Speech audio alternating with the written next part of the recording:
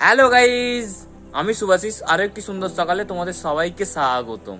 আজ চ্যালেঞ্জের 81 নম্বর দিন। সকাল সকাল ঘুম থেকে উঠে চললাম রেশনের মাল তুলতে। এখানে পৌঁছে দেখি রেশনে মাল তোলার এত লাইন।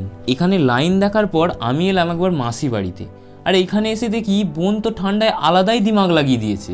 মেন ব্যাপার হচ্ছে মাসি বাড়িতে আমার সাইকেলটা ছিল, তাই সেটাই আনতে এসেছিলাম। তারপর প্রত্যেক দিনকার মতন সবজির দোকান থেকে একটা কফি নিয়ে আবার এসে দাঁড়ালাম রেশনের লাইনে।